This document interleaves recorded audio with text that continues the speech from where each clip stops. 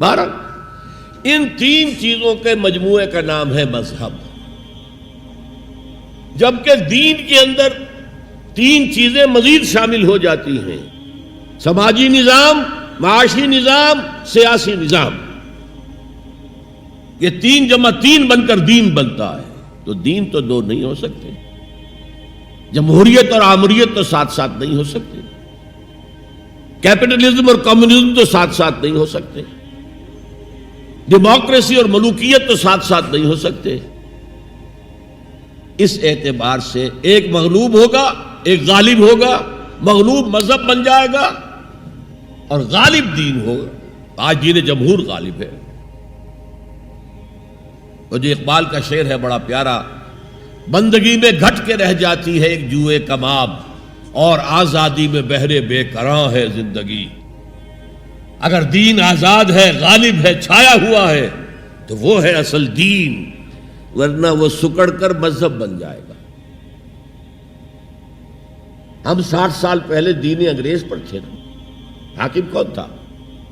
کوئی بادشاہ کو ملکہ بیٹھا ہوا یا بیٹھی ہوئی ہے انگلستان میں، وائس رائے یہاں ایک ہوتا تھا اس کا، لیکن وہ حاکم نہیں تھا، ساورن نہیں تھا، ساورنٹی ان کی تھی، اصل حکومت ان کی تھی۔ ہز میجسٹیز گورنمنٹ یا ہر میجسٹیز گورنمنٹ، ان کی تھی حکومت۔ تو اس اعتبار سے دین کو غالب کرنا یہ بہت جان جوکھوں کا کام تھا، یہ نوٹ کر لیجئے آپ۔ دیکھیے تمام نبی اور رسول مبلغ بن کر آئے، داعی بن کر آئے، بشیر بن کر آئے، نذیر بن کر آئے، بشارت دینے والے کہ اللہ کے راستے پر آؤ گے فروح و ریحان و جنت نعیم، اور اگر انذار کرنے والے نذیر بن کر آئے، اگر غلط راستے پر جاؤ گے تو جہنم ہے۔ حضور بھی یا ایھا النبی انا ارسلناک شاہدا و مبشرا و نذیرا و داعیا الی اللہ باذنہ و سراجا منیرا، یہ جو 5 حیثیتیں ہیں یہ مشترک ہیں حضور میں اور تمام انبیاء میں۔ اگرچہ ہر حیثیت میں حضور کی اپنی شان ہے جس میں کوئی دوسرا نبی ان کے قریب نہیں آ سکے گا، لیکن نوٹ کیجئے یہ آیت جو میں اس وقت آپ کے سامنے رکھ رہا ہوں، جس کے لیے نصرت مطلوب تھی، آؤ میرا ہاتھ بٹاؤ، یہ قرآن میں 3 دفعہ آئی ہے محمد الرسول اللہ کے لیے، اور کسی کے لیے نہیں آئی۔ ابراہیم کی نسبتیں دیکھیے، 3 نسبتیں ہیں کتنی اعلیٰ بلند۔ خلیل اللہ ہے، واتخذ اللہ ابراہیم خلیلا۔ ابو الانبیاء ہے، سینکڑوں رسول اور نبی ان کی اولاد میں آئے۔ حضرت اسحاق کی اولاد سے، وہ جو prophets of the old testament ہیں، ان کی کتابیں جو ہیں، صحیفے ہیں، دیکھیے۔ پھر حضرت اسماعیل کے اولاد میں حضرت محمد صلی اللہ علیہ وسلم، مدیان کی اولاد میں حضرت شعیب۔ یہ بہت کم لوگوں کو معلوم ہے کہ حضرت ابراہیم کی ایک تیسری زوجہ بھی تھی، ہاجرہ، جو مصر کے بادشاہ کی بیٹی تھی، جو پھر کنیز کے طور پر مصر کے بادشاہ نے پیش کی۔ ان سے اللہ نے بیٹا دیا اسماعیل۔ سارا جو حضرت ابراہیم کے اپنے خاندان سے تھی، کیونکہ بانجھ تھی، ساری عمر اولاد نہیں ہوئی، بڑھاپے میں اللہ نے اسحاق عطا کر دیے۔ پھر آپ نے ایک اور شادی کی تھی، قطورہ، ان سے 6 بیٹے دیے تھے اللہ نے حضرت ابراہیم کو۔ ان میں سے ایک مدین تھا جس سے قوم مدین بنی ہے، جس میں حضرت شعیب کو بھیجا گیا۔ باقیوں کی تاریخ ہمیں معلوم نہیں۔ حضرت اسحاق کے بھی 2 بیٹے تھے اور جڑواں تھے۔ ولادت جب ہوتی ہے جڑواں بچوں کی تو پہلے ایک پھر دوسرا آتا ہے نا، تو اس اعتبار سے اسے بڑا چھوٹا کہہ دیتے ہیں، چاہے تھوڑی سی دیر کا وقفہ ہو، لیکن وہ بڑا چھوٹا تو ہو گیا۔ تو بڑے تھے حضرت عیسو اور چھوٹے تھے حضرت یعقوب، اور یعقوب کو یعقوب کیوں کہا؟ عقب سے، بعد میں آنے والا، پیچھے آنے والا، یعقوب عقب۔ ان کی اولاد میں کتنے نبی ہوئے ذرا سوچئے۔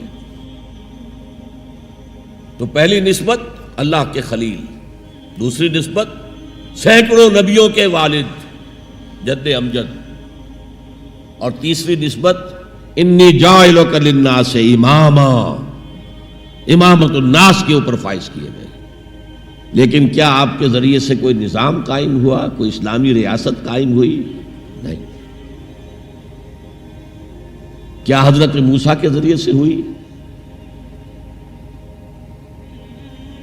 حضرت موسیٰ وہ ہے جن کا ذکر قرآن میں ہم کہیں گے یہ، اگرچہ نام لے کر حضور کا تذکرہ بہت کم ہوا ہے قرآن میں، زیادہ نہیں، لیکن ظاہر بات ہے قرآن مجید تو حضور کی سیرت ہی بن جاتی ہے ایک طرح سے۔ غزوہ انفال کیا ہے؟ سورت انفال غزوہ بدر کا چیپٹر ہے۔ آل عمران کی 60 آیات جو 120 سے 180 تک وہ کیا ہیں؟ غزوہ احد ہے۔ تو حضور کا تو ذکر سب سے زیادہ ہے، لیکن حضور کے بعد سب سے زیادہ ذکر 555 آیات قرآن کی حضرت موسیٰ کے بارے میں، 6500 کل آیات ہیں، ان میں سے 555 1/13th part of Quran consists of تذکرہ of حضرت موسیٰ علیہ السلام۔ ان کے ذریعے حکومت قائم ہوئی۔ آ گئے تھے قریب 6 لاکھ بنی اسرائیل کو لے کر نکلے تھے مصر سے۔ ہجرت کے بعد آتا قتال کا مرحلہ، جنگ کا مرحلہ، جیسے حضور کی سیرت مطہرہ میں ہجرت کے بعد غزوہ بدر، بلکہ اس سے پہلے 8 مہمیں جو آپ نے بھیجی وہ ایک علیحدہ ایشو ہے۔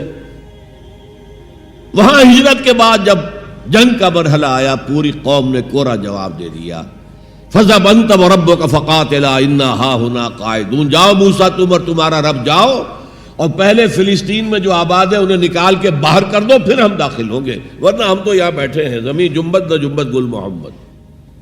اس پر وہ پروسیس وہیں رک گیا۔ جبکہ حضور کو اللہ نے وہ صحابہ دیے۔ غزوہ بدر سے پہلے ایک مشورہ کیا حضور نے صحابہ سے، دیکھو ایک لشکر آ رہا ہے جنوب سے، مکہ جنوب میں تھا، مدینے سے، کیل کانٹے سے لیس ہے، لشکر ہے بڑا۔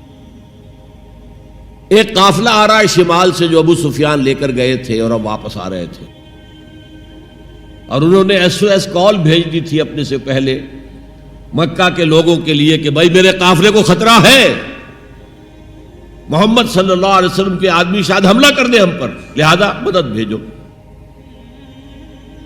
اب یہاں حضور پوچھتے کہ پہلے کدھر چلے، قافلے کی طرف یا اس لشکر کی طرف؟ کچھ لوگ، ظاہر بات ہے کہ مدینے کے تمام جو صاحب ایمان تھے، مکے سے جو آئے تھے وہ بڑی بھٹیوں میں سے گزر کر آئے تھے، بڑی آزمائشوں میں سے گزر کر آئے تھے، بڑی سختیاں جھیل کر آئے تھے، لہذا وہ بہت گہرے تھے ایمان میں، بہت پختہ تھے۔ مدینے والوں کو تو ایسی کوئی قربانی دینی نہیں پڑی، پورا قبیلہ ایمان لے آیا، لہذا وہاں کچھ نہ کچھ کچے لوگ بھی تھے ہم جیسے۔ وہ کہا جی چلیے ذرا قافلے کی طرف چلیے، 30 یا 50 آدمی سنا ہے کہ ان کے ساتھ ہیں محافظ، اور مال بہت ہے، ہمیں بہت مال مل جائے گا، اور نمبر 2 یہ کہ ہمارے پاس تو ہتھیار بھی نہیں ہے، ہم ان کے ہتھیار تو لے لیں گے کم سے کم، پھر لشکر سے لڑیں گے۔ اللہ کا فیصلہ کچھ اور تھا۔ اب آپ لوگوں سے کہہ رہے ہیں مجھے مشورہ دو، مجھے مشورہ دو، مجھے مشورہ دو۔ ابو بکر صدیق کھڑے ہو کر تقریر کر رہے ہیں، حضور جو آپ کا حکم ہم حاضر ہیں، آپ فرمائیے۔ حضرت عمر نے تقریر کی، آپ فرمائیے جو آپ کا حکم ہو ہم حاضر ہیں۔ حضرت مقداد ابن الاسود کھڑے ہوئے رضی اللہ تعالی عنہ، حضور ہمیں موسیٰ کے ساتھیوں پر قیاس نہ کیجئے جنہوں نے کہہ دیا تھا فَاذْهَبْ أَنْتَ وَرَبُّكَ فَقَاتِلَا إِنَّا هَاهُنَا قَاعِدُونَ۔ ہم موسیٰ کے ساتھی نہیں ہیں، محمد کے صحابی ہیں صلی اللہ علیہ وسلم، جو آپ کا ارادہ ہو بسم اللہ کیجئے۔ کیا عجب کہ اللہ تعالی ہمارے ذریعے آپ کی آنکھوں کو ٹھنڈک عطا فرمائے۔ یہ تو میں نے صرف اس واقعے کے حوالے سے سنایا، یہ واقعہ کہ وہاں کیا تھا، 6 لاکھ تھے افراد یہود، ان میں بوڑھے بھی تھے، بچے بھی تھے، عورتیں بھی تھیں، تو 1 لاکھ تو ہوں گے جنگ کرنے کے قابل، اور نیچے آ جائیے 50,000 تو ہوں گے، 12 میں 1 تو ہوگا۔ کوڑا جواب۔ صرف 2 آدمی نکلے، یوشع ابن نون اور کالب بن یفنہ۔ یوشع تو پھر بعد میں حضرت موسیٰ کے جانشین بھی ہوئے اور نبی ہوئے، جوشوا کہتے ہیں بائبل میں ان کو، لیکن یوشع ابن نون 2 آدمی۔ اب جنگ کیسے ہو؟ لہذا پروسیس وہی رک گیا۔ حضرت موسیٰ علیہ السلام کے ہاتھوں کو اسلامی حکومت، اسلامی ریاست قائم نہیں ہو سکی۔ حضرت عیسیٰ کا تو سوال ہی نہیں، 3 سال آپ نے دعوت دی ہے اور یہودی علماء جو ہیں جان کے ان کے دشمن بن گئے۔ انہیں سب سے پہلے تو ولد الزنا کہا گیا، حضرت مریم پر تہمت لگائی گئی زنا کی، اور پھر یہ کہ ان کو جادوگر کہا گیا۔ یہ معجزے کیا دکھا رہا ہے؟ یہ تو شیطان بعلزبول جو ہے اس کی مدد سے دکھا رہا ہے۔ یہ سارے شعبدے ہیں، جادو ہے، اور جادو کفر ہے، لہذا یہ کافر ہو گیا، مرتد ہو گیا، ایسے سولی چڑھا دو۔ تو نظام کیا قائم ہونا تھا، ریاست کیا قائم ہونی تھی؟ عیسائیوں کے مطابق، یہودیوں کے مطابق تو سولی چڑھ گئے۔ عیسائیوں کے مطابق ہے کہ بعد میں اتار لیا گیا اور ایک جگہ رکھا گیا تو وہاں پھر زندہ ہو کر پھر آسمان پر اٹھ گئے۔ اور ہمارا جو قرآن مجید نے جو ہمیں بتایا اور جس کی کچھ تفصیل ہمیں انجیل برنباس میں ملتی ہے، وہ یہ ہے کہ وہ نہیں، وہ تو پہلے ہی آسمان پر اٹھا لیے گئے تھے، گرفتار ہوئے ہی نہیں۔ جس ان کے حواری نے غداری کی تھی، یوڈاس اسکریوٹ، اس کو اللہ تعالیٰ نے اس کی شکل کو ولیکن شبہ لہم، مشابہ بنا دیا حضرت عیسیٰ علیہ السلام کی شکل کے۔ وہی بدبخت گرفتار ہوا اور کیفر کردار کو پہنچا، سولی پر چڑھا جسے چڑھنا ہی چاہیے تھا، غداری کی تھی۔ بہرحال میں کہہ رہا تھا کہ یہ کام انذار، تبشیر، واعظ، نصیحت، تعلیم، تبلیغ، تربیت، تزکیہ، یہ سب رسولوں نے کیا اور حضور نے بھی کیا، لیکن یہ معاملہ صرف محمد کے لیے ہے صلی اللہ علیہ وسلم، اور 3 دفعہ آیا ہے۔ کسی اور نبی اور رسول کے لیے 1 دفعہ بھی نہیں آیا کہ ان کا فرض منصبی ہے دین کو غالب کرنا، صرف تبلیغ نہیں، غالب کرو۔ یہ تھا وہ مشن جس میں آپ کو نصرت درکار تھی۔ فالذین آمنوا بہ وعزروہ ونصروہ، مدد کریں ان کی۔ وہ مدد کس کام میں تھی؟ دین کو غالب کرنے کی۔ اس لیے آتا ہے نا سورہ صف کے آخر میں، یا ایھا الذین آمنوا کونوا انصار اللہ، اے ایمان والو اللہ کے مددگار بنو۔ کما قال عیسی ابن مریم للحواریین من انصاری اللہ، جیسے کہ دیکھو 600 برس قبل حضرت مسیح اور حضور کے درمیان 600 برس کا فصل ہے، جیسے کہ 600 برس قبل ہمارے بندے عیسیٰ نے کہا تھا حواریین سے، کون ہے میرے مددگار اللہ کے راستے میں؟ اور حواریین نے کہا تھا نحن انصار اللہ، قال الحواریون نحن انصار اللہ۔ تو یہ اللہ کی مدد اور اللہ کے رسول کی مدد، من انصاری الی اللہ، کون ہے میرا مددگار اللہ کے راستے میں؟ یہ ہے تیسری بات، یعنی کون ہے وہ لوگ جو اصل میں متبع محمد ہیں صلی اللہ علیہ وسلم۔ الذین یتبعون الرسول النبی الامی، ان کی شان کیا ہوگی؟ فالذین آمنوا بہ وعزروہ ونصروہ۔ اور چوتھی بات واتبعوا النور الذی انزل معہ، اور جو پیروی کریں گے، وہی اتباع کا لفظ چلا آ رہا ہے، اتباع اتباع اتباع، وہ اتباع کریں گے اس نور کا جو ان کے ساتھ نازل کیا جائے گا، یعنی یہ قرآن حکیم۔ فَأُولَٰئِكَ هُمُ الْمُفْلِحُونَ، تو وہ ہوں گے مددگار، وہ ہوں گے کامیاب ہونے والے، مفلحون میں سے ہوں گے۔ اللہم ربنا اجعلنا منہم، اللہ تعالی ہمیں ان میں شامل کرے۔ اب تھوڑا سا خاکہ میں آپ کے سامنے رکھنا چاہتا ہوں، حضور نے یہ کام کیسے کیا جو کسی اور نبی سے نہیں ہو سکا؟ صرف ایک نبی سے، ایک رسول سے ہوا۔ نظام قائم کرنا، حکومت اللہ کی قائم کر دینا۔ جیسے کہ شاید آپ کو معلوم ہو کہ انجیل میں جو دعا ہے لارڈس پریئر کہلاتی ہے، جیسے ہمارے ہاں سورہ فاتحہ ہے، ایسا ہی مقام ہے لارڈس پریئر کا عیسائیوں کے ہاں۔ اس میں کیا الفاظ ہیں؟ Thy kingdom come, Thy will be done on earth as it is in heavens. اے اللہ، اے رب، تیری حکومت آئے، حکومت الہیہ قائم ہو جائے، تیری حکومت آئے. اسی کو حضرت مسیح کہتے رہے، کنگڈم آف ہیون آن ارتھ، آسمانی بادشاہت زمین پر قائم ہو جائے. Thy kingdom come, Thy will be done on earth as it is in heavens. تیری مرضی جیسے آسمانوں میں پوری ہو رہی ہے، سارے سیارے، سارے ستارے، ساری گیلیکسیز، پوری کائنات جس طرح تیرے حکم کے پابند ہیں، اے رب ایسے ہی تیری مرضی زمین پر بھی پوری ہو. یہ کام جو ہے بڑا جان جوکھوں کا کام ہے. تبلیغ میں، تعلیم میں محنت ہوتی ہے، مشقت ہوتی ہے، وقت لگتا ہے، اس میں کوئی شک نہیں.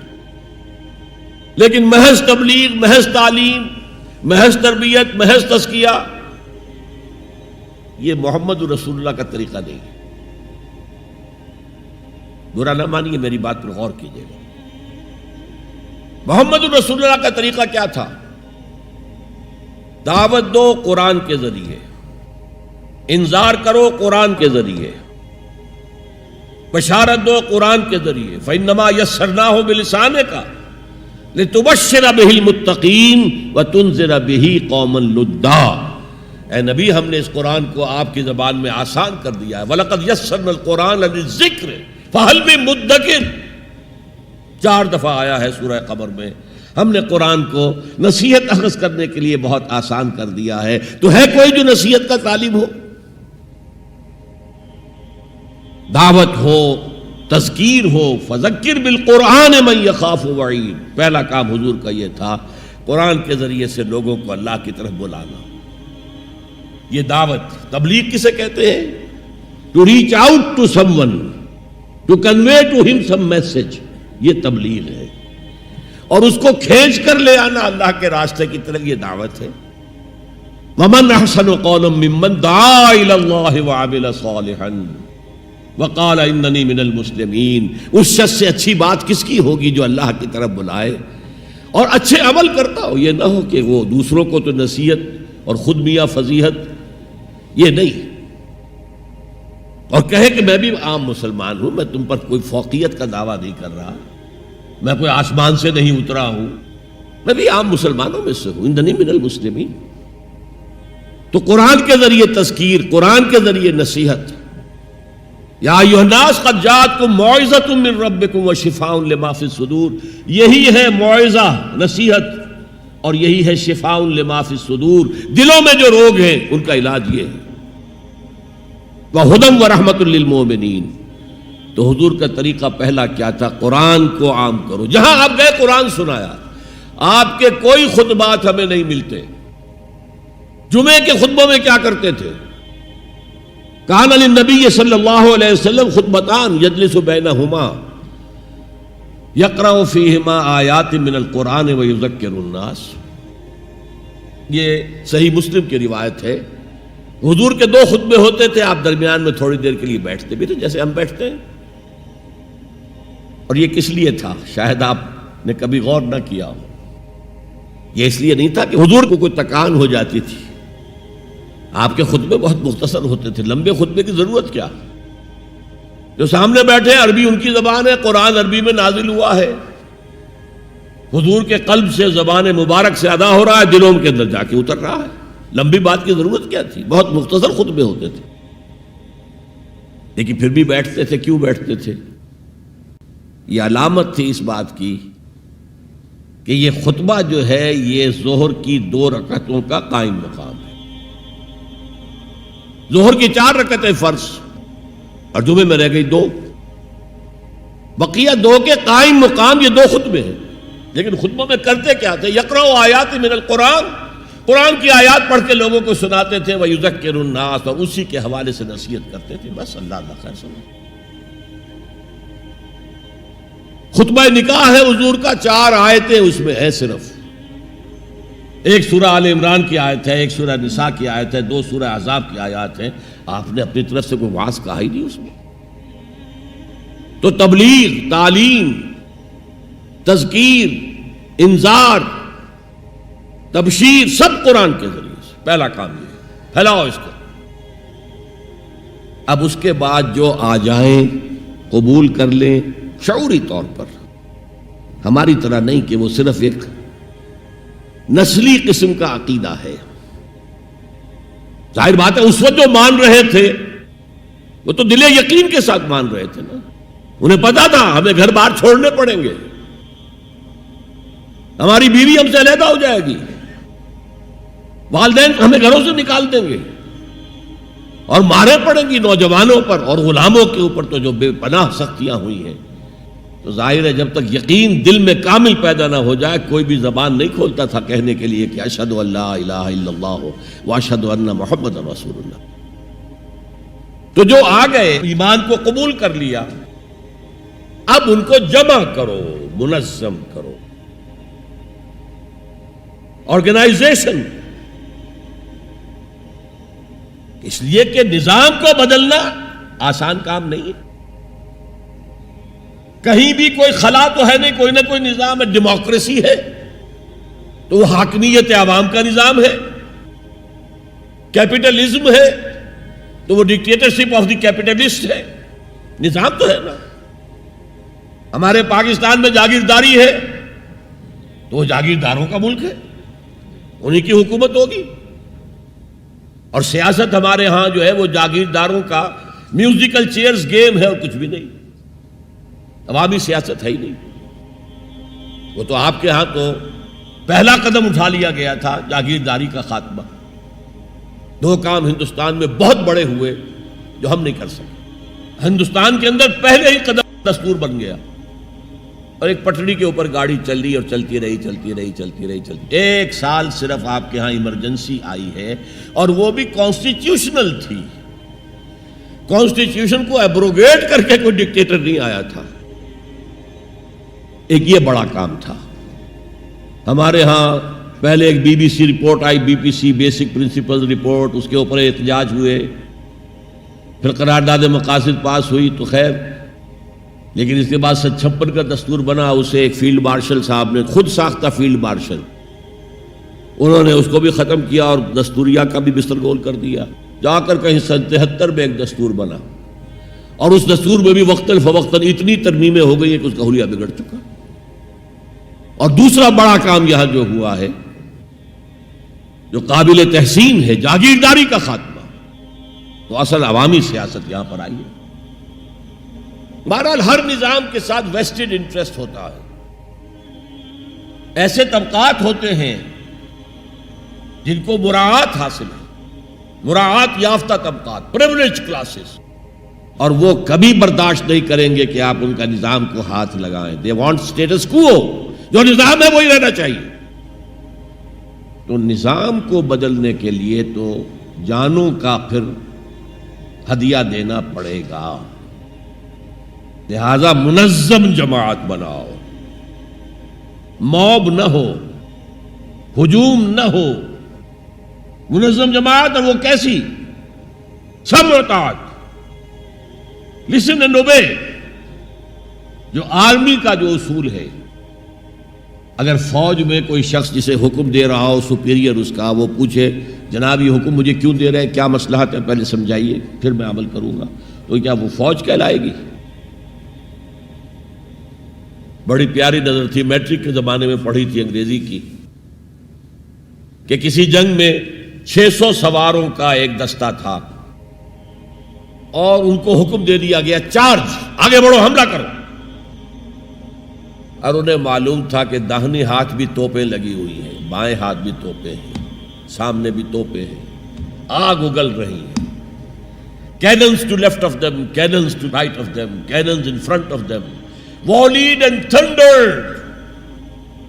لہذا سب نے یہ سمجھا someone has blundered، کسی نے بڑی غلطی کی ہے یہ حکم دے کر، جو کمانڈر ہے بڑی خطا ہوئی۔ لیکن there is not to reason why، یہ why کا سوال کرنے کا تو ان کا مقام ہی نہیں۔ There's but to do and die. جو حکم ملا کرو، مرتے ہو تو مرو. Therefore, into the valley of death rode the 600. 600 کے 600 موت کی وادی میں اتر گئے. تو جب تک ایسی جماعت نہیں ہوگی نظام نہیں بدلا جا سکتا. بولشویکس اینڈ بولشویکس رشیا میں منظم جس طرح تھے، اگر وہ نہ ہوتے تو زار کی حکومت کا تختہ الٹا جا سکتا تھا. Was it possible? سب سے بڑی کنگڈم تھی ایشیا اور یورپ دونوں کے اوپر جو برج تھا، بہت بڑی سلطنت، کہاں سے کہاں تک زار کی سلطنت. اور پورا جو ہے ہمارا سینٹرل ایشیا، سارے یہ ترک، مسلم ترک علاقے جو ہے، روسی ترکستان اسی لیے ان کا نام تھا، وہ بھی اسی کے پاس تھے.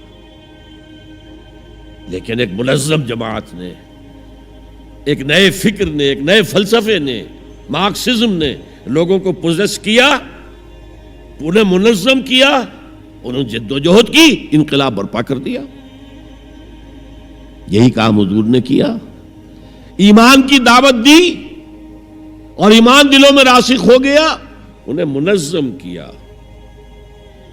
حدیث میں آتا ہے، اور یہ مشکات شریف میں بھی حدیث ہے، مسند احمد ابن حنبل کے حوالے سے اور جامع ترمذی کے حوالے سے. حضور فرماتے ہیں، حارث اشعری رضی اللہ تعالیٰ عنہ اس کے راوی ہیں، انی آمرکم بخمس، مسلمانوں میں تمہیں 5 باتوں کا حکم دے رہا ہوں.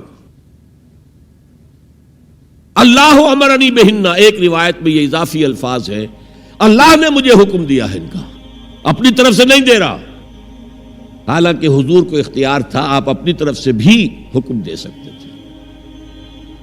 وہ 5 باتیں کیا ہیں؟ بالجماعت والسمع والطاعت والہجرت والجہاد فی سبیل اللہ.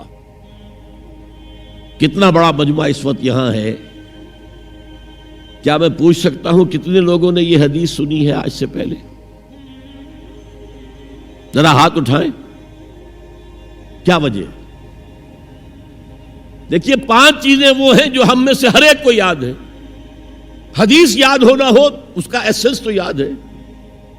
بنی الاسلام علی 5، شہادت لا الہ الا اللہ وان محمد رسول اللہ، وإقام الصلاة وإيتاء الزکاة وصوم رمضان وحج البیت من استطاع الیہ سبیلا. کس کو نہیں معلوم 5 ارکان اسلام؟ اور کس نے فرمایا؟ یہ حضور نے. اور یہ کلام خبریہ ہے، بنی الاسلام علی 5. اس میں امر کا انداز نہیں ہے، خبر ہے. اسلام کی تعبیر 5 بنیادوں پر ہے. یہ حدیث ہمیں یاد ہے، اور جس کے کہہ رہے ہیں میں حکم دیتا ہوں تمہیں اور اللہ نے مجھے حکم دیا ہے، یہ 5 باتیں ہمارے ذہن سے نکل گئی. اس لیے کہ ہمارے ذہن میں اسلام کا تصور مذہب کا ہے، دین کا ہے ہی نہیں. ہم وہی سمجھتے ہیں کہ نماز، ایک تو یہ کہ ہمارے عقائد ٹھیک ہوں، نماز روزہ حج زکوٰۃ کا تقاضا ہو، اور کچھ جو ہمارے سوشل کسٹمز ہیں، عیدیں منائیں، جمعہ پڑھے، قربانیاں دیا کریں عید الاضحیٰ میں، بچے کا عقیقہ کریں، مردے کو دفنائیں کفنائیں، شادی ہو تو ایجاب و قبول کرائیں، پھیرے نہیں ڈلوائیں گے. بھئی یہ ہمارا دین ہے، ہمارا مذہب ہے. مذہب دین نہیں ہے. یہ دین کا تصور ہی نہیں. ہم اتنے خوگر ہو گئے محکومیت کے کہ دین کی اقامت کا تصور، دین کو غالب کرنے کا تصور ہمارے ذہن سے نکل گیا، ذہن میں ہے ہی نہیں.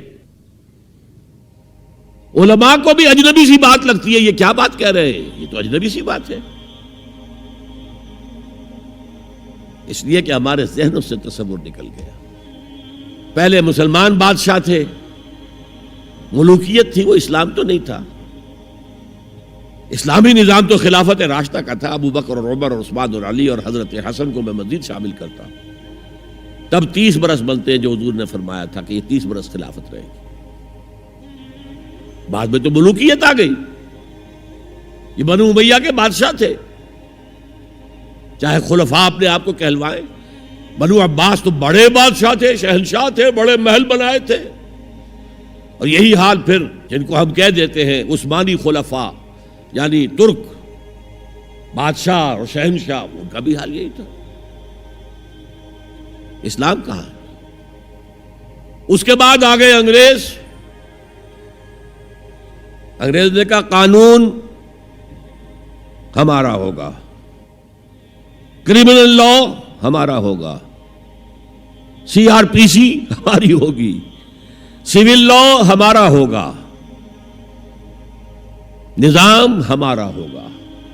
ہاں نماز پڑھ سکتے ہو، روزہ رکھ سکتے ہو، ہمیں کوئی تمہارے مذہب سے کوئی دشمنی نہیں، بلکہ انگریز نے تو بڑی رعایت کی تھی۔ اس نے کہا تھا تم اپنے فیملی لاز بھی اپنی مرضی سے جیسے چاہو طے کرو۔ آج مسلمان ممالک میں سے بھی اکثر نے اپنے فیملی لاز چھوڑ کر یورپ کے فیملی لاز اختیار کر لیے، اور پہلی مرتبہ یہ کام کیا تھا ترک نے، اور یورپ کے اخبارات نے پھر تنزیہ لکھا تھا کہ یہ عجیب قوم ہے، کہتی ہے کہ بہترین قانون ہمارے پاس ہے، اور حال یہ ہے کہ فیملی لاز بھی ہم سے مانگ رہے ہیں، رومن لاز سے اخذ کر رہے ہیں فیملی لاز اپنے۔ یہ ان کا حال ہے، کہتے ہیں بہترین قانون ہمارے پاس۔ تو انگریز کے آنے کے بعد اب ہمارا علماء کا قال اللہ و قال رسول یا مدرسہ چلا لے۔ بہرحال انہوں نے بڑی خدمتیں کی ہیں، اگر یہ نہ ہوتا تو شاید ہمارے ہاں مساجدیں آباد ہی نہ ہوتی۔ کم سے کم علماء نے وہ پوزیشنیں جو ہیں وہ پر کی ہیں، ایک ڈھانچہ جو ہے وہ برقرار رکھا ہے، اس میں کوئی شک نہیں، ان کی خدمات ہے۔ لیکن انگریز نے تو جو بھی تھا صرف اتنی آزادی دی تھی، اسی کو ہم ذہناً ریکنسائل کر چکے ہیں، بس اسلام یہی ہے نہیں۔ اور آج میں آپ کو بتا دوں، امریکہ اور انگلینڈ خاص طور پر، اور بقیہ عیسائی مملکتیں بھی بالعموم، اسلام کے خلاف جو جنگ جاری کر رہے ہیں اور تیزی کے ساتھ یہ بڑھے گی، اس کا بھی معاملہ یہ ہے کہ مذہب کی حیثیت سے اسلام کے خلاف ان کی کوئی جنگ نہیں۔ جب بش کہتا ہے کہ ہم تو اسلام کے خلاف نہیں، صحیح کہتا ہے، سچ کہتا ہے۔ وہ یہ کہہ سکتے ہیں you have come here, you have purchased churches and synagogues and converted into mosques, did we object? تم یہاں آئے، تم نے چرچ خرید کے مسجد بنا لی، سینیگاگ یہودیوں کا خریدا اور مسجد بنا لی، ہم نے کبھی روکا تمہیں؟ تم نمازیں پڑھتے ہو، ہم نے روکا؟ روزے رکھتے ہو، ہم نے روکا؟ بلکہ رمضان میں وائٹ ہاؤس میں ایک افطاری بھی دے دیتے ہیں تمہیں، سیریمونیل۔ تمہاری عید ہے، بقرہ عید ہے، ہم کومیموریٹو سٹیمپس جاری کر دیتے ہیں، یہ عید کا جو ہے ڈاک کا ٹکٹ ہے اور یہ بقرہ عید کا ہے۔ تو مذہب سے تو ہمیں کوئی اعتراض نہیں، لیکن اسلام کا سیاسی، معاشی اور سماجی نظام nothing doing, we will not bear it، نظام ہمارا ہوگا۔ اور سمجھ لیجئے یہ تاریخ نے پورا سرکل، ایک گھیرا پورا کر لیا ہے۔ وہ جو مولانا حالی نے کہا تھا، اے خاصہ خاصان رسول وقت دعا ہے، امت پہ تیری آ کے عجب وقت پڑا ہے، وہ دین جو بڑی شان سے نکلا تھا وطن سے، پردیس میں وہ آج غریب الغرباء ہے۔ کس شان سے نکلا تھا اسلام، اور آج بالکل ریورس ہو گیا معاملہ۔ اسلام نے یہ کہا تھا اسلام لے آؤ، ہمارے برابر کے بھائی ہو جاؤ گے۔ ہم یہ بھی نہیں کہیں گے ہم پرانے مسلمان ہیں، سینئر مسلمان ہیں، ہمارے حقوق زیادہ ہیں، تم نیو کمرز ہو، نو مسلم ہو، تمہارے حقوق نہیں، بالکل برابر۔ یہ نہیں تو اسلام کی بالادستی قبول کرو، چھوٹے ہو کر رہو، ہاتھ سے جزیہ پیش کرو، یؤتوا الجزیۃ عن ید وہم صاغرون، پھر تم یہودی رہو مذہب کے طور پر، نظام ہمارا ہوگا دین حق کا، وہ غالب ہم نے کرنا ہے۔ محمد الرسول اللہ بھیجے گئے دین کو غالب کرنے کے لیے۔ ہمارے اندر طاقت نہ ہو تو کیا کریں، مجبور ہیں، لیکن طاقت ہو اور پھر دین کو غالب نہ کریں تو ہم تو غدار ہیں اللہ کے۔ لہذا کیا کہتے تھے، ایمان لے آؤ برابر کے ہو جاؤ گے، نہیں تو رہو تم عیسائی رہو، یہودی رہو، مجوسی رہو۔ ابھی شروع میں ان تین سے ہی معاملہ تھا نا، لیکن اسلام کی بالادستی، نظام ہمارا ہوگا، باقی تم نیچے رہو۔ اور اگر یہ بھی منظور نہیں تو آؤ تلوار ہمارے اور تمہارے درمیان فیصلہ کرے گی. یہی بات تھی کہ نہیں؟ آج وہی بش کہہ رہا ہے نظام ہمارا ہوگا، اس نظام کے نیچے تم رہو، مسلمان رہو، ہندو رہو، عیسائی رہو، کچھ رہو. یہ بالکل برعکس کیفیت ہو گئی اس کی. تو آج کا مسلمان جو ہے ان چیزوں سے اس لیے ذہناً غافل ہے کہ حضور کی اتنی تاکیدی حدیث انی آمرکم بخمس اللہ امرنی بہن بالجماعت والسمع والطاعت والہجرت والجہاد فی سبیل اللہ، کبھی ممبر سے نہ سنائی گئی نہ کبھی سنی گئی، اس لیے کہ یہ اس عمل کا نام ہے جو دین کو قائم کرنے کے لیے ہوتا. چوتھا کام فرمایا گیا واتبعوا النور الذی انزل معہ. وہی لفظ اتباع چل رہا ہے. یہ ساری میری گفتگو کا مرکزی لفظ اتباع ہے. یاد ہے میں نے کیا کہا تھا؟ اللہ کی اطاعت کلی اور محبت شدید مل کر کیا چیز بنے گی؟ عبادت. رسول کی اطاعت کلی اور شدید محبت مل کر کیا بنے گی؟ اتباع. اور اتباع کا درجہ کیا ہے؟ قل ان کنتم تحبون اللہ فاتبعونی یحببکم اللہ. اے نبی ان سے کہہ دیجئے اگر تم اللہ سے محبت کرتے ہو تو میرا اتباع کرو، میری پیروی کرو، میرے نقش قدم پر چلو. اب آپ سوچئے اگر ہم کاروبار کر رہے ہیں، فرض کیجئے کوئی شخص 100% دیانتداری سے کام کر رہا ہے، کوئی شخص سود کے اندر براہ راست ملوث نہیں ہے، وہ نماز پڑھتا ہے، روزہ رکھتا ہے، لیکن یہ اتباع نہیں کر رہا جو حضور نے جو کام کیا تھا کہ غلط نظام، طاغوتی نظام کو جڑ سے اکھاڑ کر پھینکا جائے اور اللہ کا دیا ہوا دین حق قائم کیا جائے، تو اتباع میں کیا حصہ ہے اس کا؟ کوئی نہیں. ایک سوال آپ سے کرتا ہوں، حضور نے وحی کے آغاز کے بعد کوئی کاروبار کیا؟ جی آپ پہلے بہت اچھے تاجر تھے، بہت کامیاب تاجر تھے، اس وقت کا ایکسپورٹ امپورٹ، قافلہ لے کر جا رہے ہیں شام، قافلہ واپس لے کر آ رہے ہیں. لیکن جیسے ہی وحی آ گئی یا ایھا المدثر قم فانذر وربک فکبر، اے لحاف میں لپٹ کر لیٹنے والے اب کھڑے ہو جاؤ، کمر کس لو، گرڈ اپ یور لائنز، اپنے مشن کا آغاز کرو. اس کا آغاز کیا ہے؟ انذار، خبردار کرو انہیں کہ زندگی یہی زندگی نہیں ہے، اصل زندگی آخرت کی زندگی ہے، اور قیامت کے دن تمہیں حساب جو ہے اپنا پیش کرنا ہوگا، جواب دہی کرنی ہوگی. You will have to face the grand accountability of the day of judgment. یہ انذار سے بات شروع کرو. وَرَبَّكَ فَكَبِّرْ، اور جو ہدف ہے مقصود کیا؟ اللہ کو بڑا کرو، یعنی اس کی بڑائی نافذ کرو. پارلیمنٹ میں بھی اس کا حرف آخری ہو، لِتَكُونَ كَلِمَةُ اللَّهِ هِيَ الْعُلْيَا، تاکہ اللہ کا کلمہ سب سے اونچا ہو جائے. یہ نہیں کہ صاحب ہمارے تو 60% لوگوں نے یہ رائے دے دی ہے، بس اب ہم نہیں جانتے کہ قرآن میں کیا ہے یا کسی اور آسمانی ہدایت میں کیا ہے، تورات میں کیا ہے، انجیل میں کیا، ہم نہیں جانتے. اگر ہم اس کے خلاف جد و جہد نہیں کرتے تو اتباع میں کوئی حصہ نہیں ہمارا. جو اطاعت تھوڑی بہت ہم کر رہے ہیں وہ بھی جزوی ہے، کلی نہیں ہے.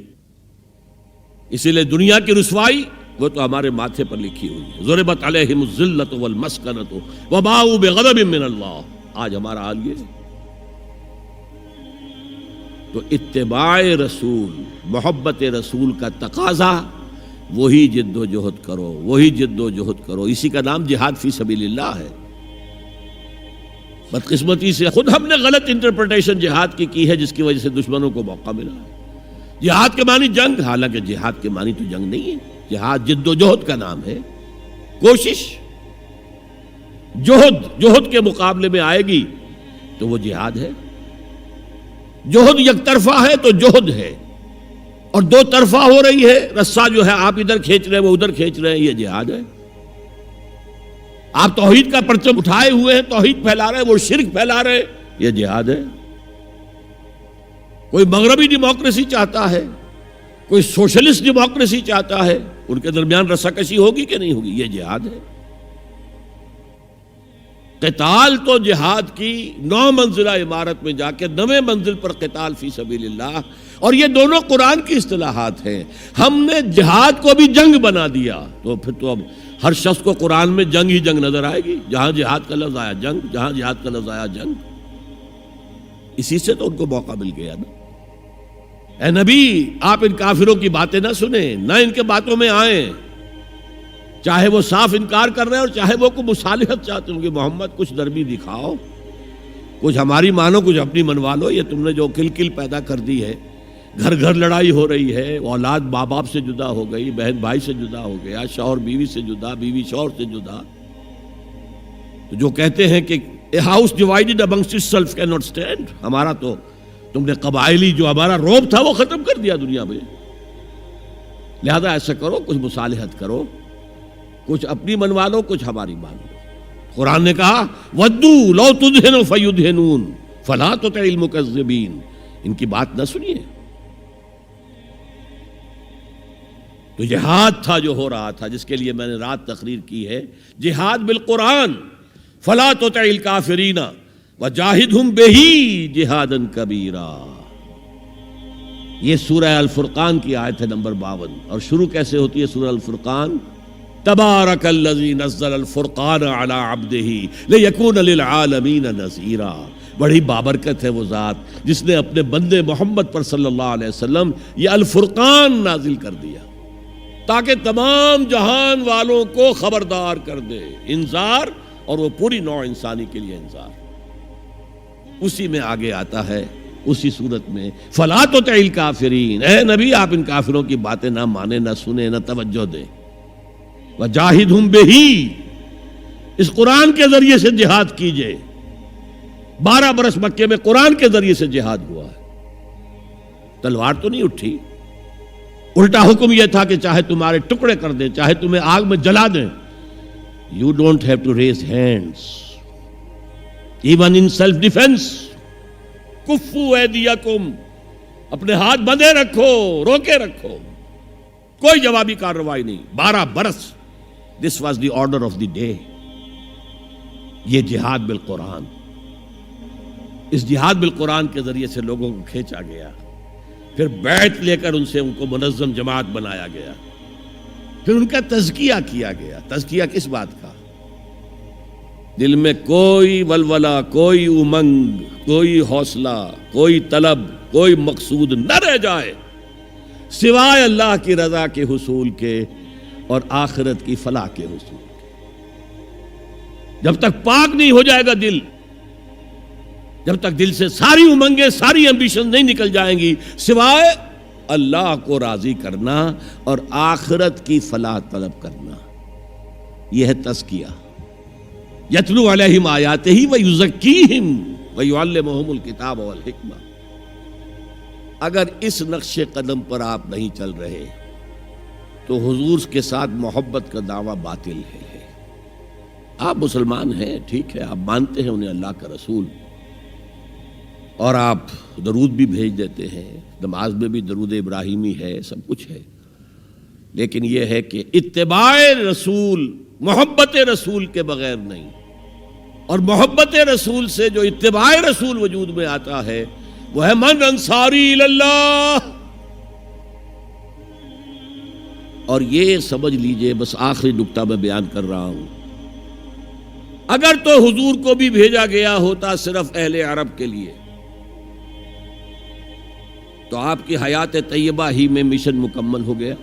جاء الحق وزهق الباطل ان الباطل کان زہوقا۔ اذا جاء نصر اللہ والفتح ورأیت الناس يدخلون فی دین اللہ افواجا، کام مکمل ہو گیا۔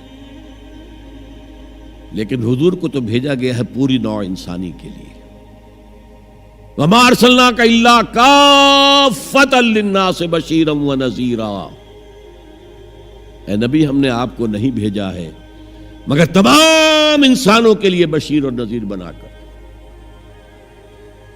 کیا نتیجہ نکلا؟ جب تک پوری دنیا میں اللہ کا دین اسی طرح غالب نہ ہو جیسے حضور کے دست مبارک سے جزیرہ نمائے عرب میں ہو گیا تھا، اس وقت تک ہنوز حضور کا مشن تکمیل کو نہیں پہنچا۔ یہ بات میں نے 5ویں جماعت میں پڑھی تھی۔ علامہ اقبال کی نظم شکوہ جواب شکوہ میں نے پڑھی، بانگ درا مجھے میرے بڑے بھائی صاحب نے بھیج دی تھی۔ ایک شعر تو وہ ہے بانگ درا کا جو میرے تحت الشعور میں کہیں چپک گیا تھا اور میری پوری زندگی کو اس نے ایک رخ پر ڈالا ہے۔ وہ زمانے میں معزز تھے مسلمان ہو کر، اور تم خار ہوئے تاریک قرآن ہو کر۔ دیکھیے یہ بات صرف اقبال نے نہیں کہی، وہ داڑھی مڈا تھا، عالم تو نہیں تھا۔ یہی بات کہی 14ویں صدی کے مجدد اعظم شیخ الہند مولانا محمود حسن اسیر مالٹا نے۔ 4 سال کی اسیری کے بعد جب رہائی پا کر آئے تھے 1920 میں، اور رہائی کیوں ملی تھی کہ ٹی بی 3rd سٹیج کو پہنچ گئی تھی۔ انگریز ڈرتا تھا کہ اگر ہماری اسیری ہی کے اندر کہیں انتقال ہو گیا تو کہیں طوفان اٹھ جائے گا، لہذا چھوڑ دیا۔ دیوبند میں ایک جلسہ منعقد ہوا اور وقت کے سارے بڑے بڑے علماء موجود، اشرف علی تھانوی صاحب موجود، شبیر احمد عثمانی صاحب موجود، مولانا حسین احمد مدنی موجود، ہمارے جو پاکستان میں مفتی محمد شفیع صاحب موجود، اور انہوں نے یہ واقعہ لکھا ہے اپنی کتاب میں وحدت امت میں کہ شیخ الہند نے کہا کہ ہم نے تو اپنی 4 سالہ دور اسیری میں جتنا ہی غور کیا ہے، ہمیں اپنے زوال کے 2 اسباب نظر آئے ہیں۔ ایک ہمارا قرآن کو ترک کر دینا، یہ لفظ ہے اس کے اندر، نوٹ کیجئے۔ حالانکہ علماء نے قرآن کو ترک کیا ہے، لیکن اگر آپ نے کہا نہیں تو یہ صحیح نہیں ہے، کیا ہے۔ ان کا سارا زور فقہ پر ہے، حدیث پر ہے، زیادہ زور قرآن پر نہیں ہے۔ صحیح بات ہے۔ کہنے والا کون ہے؟ شیخ الہند۔ ایک ہمارا قرآن کو ترک کر دینا اور دوسرا آپس کے اختلافات، اور مفتی شفیع صاحب نے اس کے اوپر پھر یہ گرہ لگائی کہ حضرت شیخ نے جو 2 باتیں کہی تھی حقیقت میں ایک ہی ہیں، ہمارے اختلافات بھی اسی لیے کہ ہم نے قرآن کو ترک کر دیا۔ تو یہ ہے ایک شعر جو میرے ذہن میں چپک گیا تھا۔ پھر قرآن سے اللہ نے جو ایک مناسبت دی، ذہنی قلبی، اللہ کا شکر ہے، اللہ کا فضل ہے۔ دوسرا شعر وہ ہے کہ وقت فرصت ہے کہاں، کام ابھی باقی ہے، نور توحید کا اتمام ابھی باقی ہے۔ پورے کرہ ارضی جب تک کہ توحید سے جلوگر نہ ہو جائے اور اسلام کا ڈنکا نہ بج جائے، اس وقت تک حضور کا مشن مکمل نہیں ہے۔ حضور حوالے کر کے گئے تھے امت کے۔ خطبہ حجۃ الوداع میں آپ نے سوال کیا الا هل بلغت، اور 1.25 لاکھ کے مجمع نے جواب دیا انا نشهد انك قد بلغت الرسالة واديت الامانة ونصحت الامة وكشفت الغمة۔ ہاں حضور ہم گواہ ہیں، آپ نے حق رسالت ادا کر دیا، حق امانت ادا کر دیا، مسلمانوں کی خیر خواہی کا حق ادا کر دیا، امت کی خیر خواہی کا، اور گمراہی کے پردے چاک کر دیے۔ 3 دفعہ حضور نے سوال کیا، 3 دفعہ جواب دے کر پھر آسمان کی طرف نگاہ اٹھائی اور انگشت شہادت سے اشارہ کیا، اور پھر لوگوں کی طرف اللہم اشہد اللہم اشہد اللہم اشہد، اے اللہ تو بھی گواہ رہے، یہ مان رہے ہیں کہ میں نے پہنچا دیا۔ اسے میں کہا کرتا ہوں سائی آف ریلیف۔ کندھوں پر ایک بہت بڑا بھاری بوجھ آ گیا تھا، بہت بڑی امانت تھی قرآن، اس کے پہنچانے پر کیا کیا تکلیفیں اٹھائی ہیں۔ پاگل کہے گئے، مجنون کہے گئے، شاعر کہے گئے، ساحر کہے گئے، مسحور کہے گئے، کیا نہیں کہا گیا۔ اور پھر جو مارے کھائی ہیں، جو 3 سال کی شیب بنی ہاشم کے اندر اسیری تھی، جس میں کھانے پینے کی چیزیں گھاٹی میں داخل نہیں ہو سکتی تھی۔ ہماری جیلوں میں تو آپ کو کھانا تو ملتا ہے، وہاں تو کچھ نہیں تھا۔ پھر طائف کا پتھراؤ یاد کیجئے، پھر مکے سے نکلنا اور 3 دن رات ایک غار میں چھپے رہنا، پھر مدینے کے اندر آپ کو معلوم ہے غزوہ بدر آ رہی ہے، اس میں 70 اگر کافر مارے گئے تو غزوہ احد میں 70 صحابہ شہید ہو گئے۔ جن میں حضرت حمزہ بھی ہیں. تین رشتے ہیں حضرت حمزہ سے حضور کے. چچا بھتیجا سب کو بس یہی معلوم ہے. چچا بھتیجا، خالہ زاد بھائی، دودھ شریک بھائی، اور عربوں میں دودھ شریک بھائی حقیقی بھائی کے طور پر ہوتا تھا. اور ان کی لاش سامنے آئی ہے کہ ناک کاٹ لی گئی ہے، کان کاٹ لیے گئے ہیں، اور پیٹ چاک کر کے کلیجہ چبایا گیا ہے. یہ سارے بوجھ اٹھا کر اگر وہ حق تبلیغ ادا ہو گیا، اے اللہ یہ مان رہے ہیں، تو بھی گواہ رہے. اور پھر کیا کہا؟ فَلْيُبَلِّغِ الشَّاهِدُ الْغَائِبَ. اب جو یہاں موجود ہیں ان کا فرض ہے کہ ان کو پہنچائیں جو یہاں نہیں ہیں. اور یہ ابد الآباد تک کے لیے، قیامت تک کے لیے ہے. انا آخر المرسلین وانتم آخر الامم. میں آخری رسول ہوں، تم آخری امت ہو. اور تمہیں نکالا گیا دنیا والوں کے لیے. دنیا کی دوسری قومیں اپنے لیے جیتی ہیں، اپنی عظمت، اپنا بول بالا، اپنے مفادات، اپنی مصلحتیں، اور تمہیں دنیا والوں کے لیے جینا ہے. ہم تو جیتے ہیں کہ دنیا میں تیرا نام رہے. کہیں ممکن ہے کہ ساقی نہ رہے، جام رہے. یہ جام ہدایت کون گردش میں لائے گا اگر ساقی نہ ہو؟ ساقی امت مسلمہ ہے. یہ دوسری بات ہے کہ امت بھول گئی، خود ہی نہیں پڑھا، پڑھائیں گے کیا؟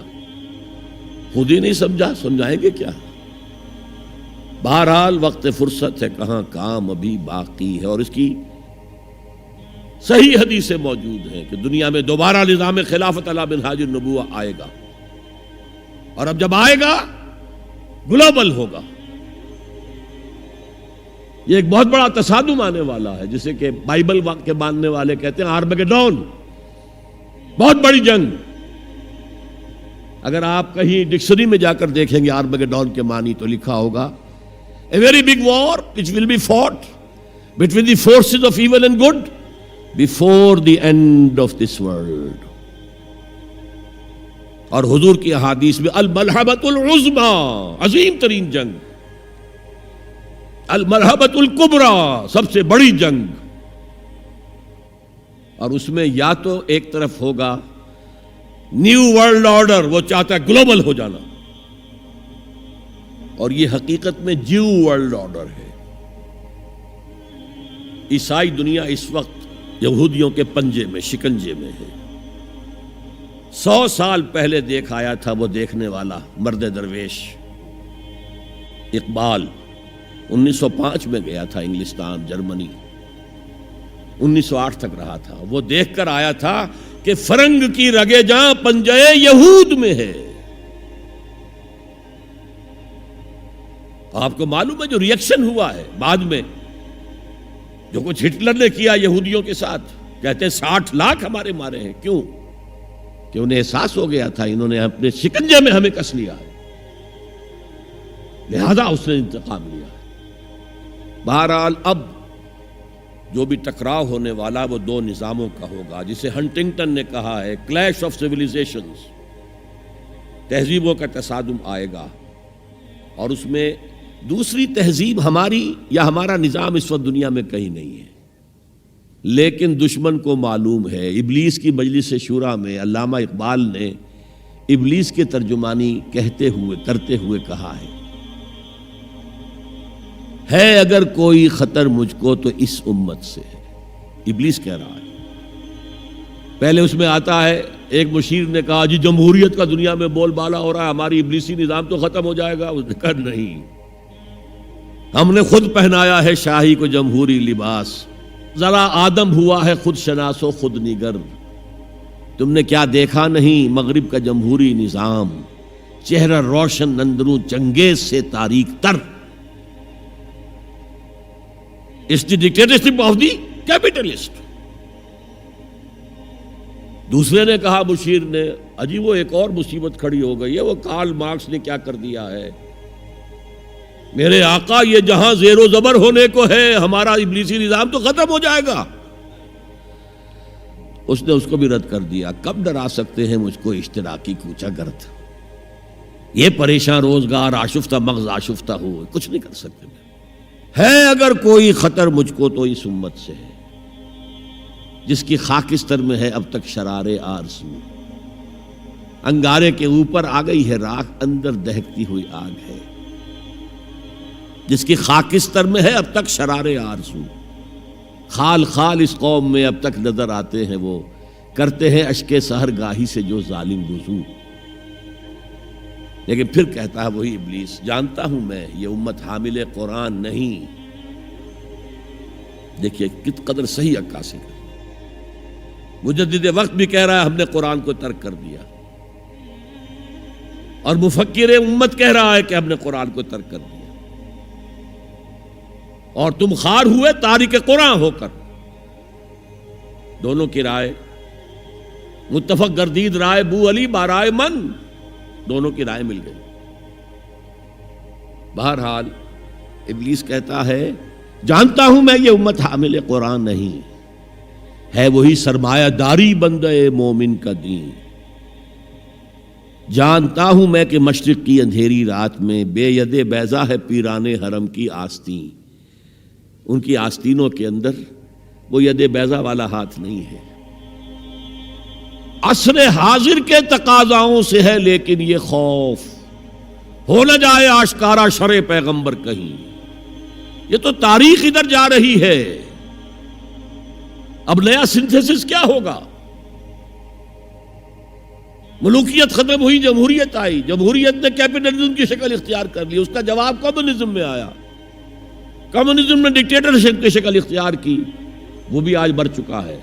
اور فوکویاما جو ہے بغلیں بجا رہا ہے کہ معلوم ہو گیا کہ ہمارے نظام سے بہتر کوئی نظام نہیں، دیکھو وہ پڑا ہوا ہے مرا ہوا مردہ یو ایس ایس آر کا اور کمیونزم کا۔ لیکن عصر حاضر کے تقاضاؤں سے ہے لیکن یہ خوف، ہو نہ جائے آشکارا شرع پیغمبر کہیں، الحذر آئین پیغمبر سے 100 بار الحذر، حافظ ناموس زن مرد آزما مرد آفرین۔ موت کا پیغام ہر نوع غلامی کے لیے، نہ کوئی فغفور و خاقاں نہ گدائے رہنشیں، کرتا ہے دولت کو ہر آلودگی سے پاک و صاف، منعموں کو مال و دولت کا بناتا ہے امین۔ اس سے بڑھ کر اور کیا فکر و نظر کا انقلاب، بادشاہوں کی نہیں اللہ کی ہے یہ زمین، ان الارض للہ۔ یہ نظام دبا ہوا ہے، راہ کے اندر چھپا ہوا ہے، لیکن وہ خوب جانتے ہیں کہ ان کے اندر وہ جذبہ ہے، اگرچہ ابھی وہ جذبہ بھٹک رہا ہے، صحیح رخ پر نہیں پڑ رہا، کہیں اس نے دہشت گردی کی شکل اختیار کر دی جو کاؤنٹر پروڈکٹیو ہے۔ فائدہ کیا؟ ایک ہاتھی کو آپ ایک سوئی چبو دیں، اسے پتہ بھی نہیں چلے گا کہ میرے جسم میں کوئی سوئی گئی۔ امریکہ ہاتھی ہے اور نشے میں دھت ہاتھی ہے، جس نے نہ یونائٹڈ نیشنز کی پرواہ کی، نہ ورلڈ کی رائے عامہ کی پرواہ کی، نہ اپنے جو یورپین الائز ہیں ان کی پرواہ کی، کسی کی پرواہ نہیں کی۔ We shall go it alone, جسے جہاں آنا ہو آ جائے ورنہ نہیں، نشے میں دھت ہے۔ لیکن جب یو ایس ایس آر کا خاتمہ ہوا اور ادھر جو ہے نیٹو کو اثر نو منظم کرنے لگے، ایکسپینشن ہو رہی ہے، تو کسی نے پوچھا اس وقت کے نیٹو چیف سے کہ اب آپ کا جو دشمن تھا وہ تو ختم ہو گیا، وہ جو تمہارے قدموں میں پڑا ہوا ہے، تمہارے قرضے لے کر تو بمشکل وہ روٹی کھا رہا ہے، تو کیا ضرورت ہے اب نیٹو کی اور یہ سارا؟ ان کا ہمیں مسلم فنڈامنٹلزم سے خدشہ ہے، ڈر ہے، یہ ساری تیاری اس کے لیے ہو رہی ہے۔ ایک بہت بڑا تصادم ہوگا جس کے لیے کمر کسنے کی ضرورت ہے، لیکن اس میں یہ ہے کہ جو کمزوری ہماری ہے، ہم میتھڈالوجی آف دی پروفٹ صلی اللہ علیہ وسلم کو نہیں سمجھ پا رہے۔ یہ کام ایک دفعہ ہونا ہے، دوبارہ ہوگا اسی طریقے سے جس طریقے سے حضور نے برپا کیا تھا۔ آپ زمانے سے بورو کر کے، کمیونسٹوں سے ان کا طریقہ کار مانگ کر، یا یہ انتخابات کے ذریعے اسلام نہیں آ سکتا۔ وہ آئے گا through the revolutionary process to be derived from the سیرہ of محمد صلی اللہ علیہ وسلم۔ بہرحال اس کے لیے کمر کسیں، اتباع رسول جو ہے، دل میں ارادہ تو ابھی سے باندھیں کہ ہمیں کرنا ہے، اللہ تعالی ہمیں اس کی توفیق عطا فرمائے۔ تو حب رسول کا تقاضا اتباع رسول، اور اتباع رسول کیا حضور نے اپنی زندگی کھپائی کس کام کے لیے؟ دین کی دعوت و تبلیغ اور دین کو قائم کرنے کی جد و جہد۔ اللہ تعالی ہمیں اس کے لیے اپنا عزم مصمم کرنے کی توفیق عطا فرمائے۔ اقول قولی ھذا واستغفر اللہ لی ولکم ولسائر المسلمین والمسلمات۔